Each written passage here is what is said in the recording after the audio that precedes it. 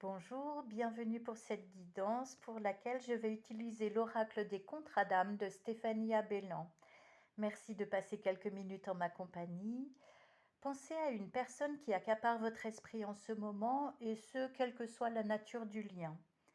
La première carte de l'ego indique que votre mental tourne à plein régime.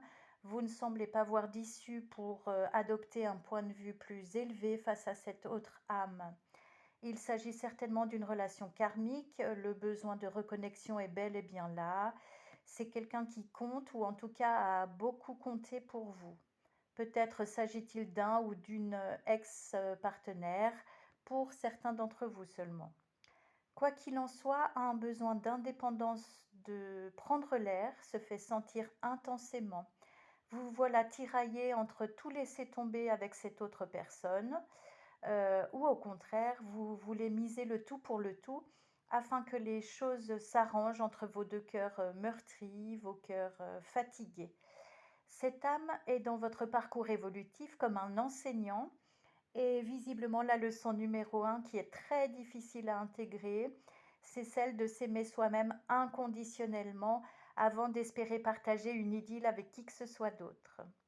Cette autre âme est placée face à vous pour vous révéler vos failles ainsi que les endroits dénués de lumière, de considération en vous.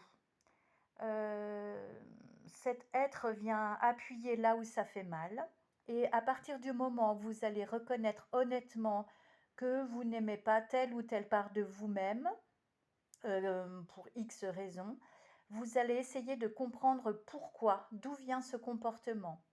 Une fois identifié l'origine de cette croyance, souvent une croyance erronée, vous pourrez guérir et passer à autre chose. Ce que vos guides attendent de vous aujourd'hui face à toute situation, c'est de poser les yeux de votre cœur, les yeux de la sagesse. En quoi ce passage délicat et inconfortable est-il utile sur votre chemin? Quel message vient-il vous délivrer? Je vous l'ai déjà fait remarquer à plusieurs reprises, mais en ce moment, la vitesse d'évolution, elle est folle. L'heure du grand nettoyage, des déballages a sonné. La vérité reprend ses droits, tant en privé qu'en public. Alors bien sûr, ça ne se fait pas sans heurts. De nombreuses révélations se succèdent. Pour certains, vous n'en croirez pas vos oreilles. Les non-dits ont fait beaucoup de dégâts et ne peuvent plus perdurer si vous êtes engagé dans cette volonté de rencontre forte et vibrante qui se manifeste. Vous allez mettre un pied sur ce pont suspendu qui vous conduira vers plus de clarté, de sincérité, à condition que vous ne vous laissiez pas pétrifier par vos craintes, par vos multiples suppositions qui ne mènent nulle part. Recentrez-vous dans votre cœur. De toute façon, c'est lui qui aura le dernier mot. C'est le fait de vous éloigner de lui qui rend les choses si difficiles.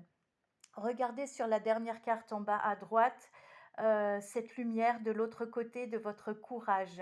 Ça vaut le coup, non?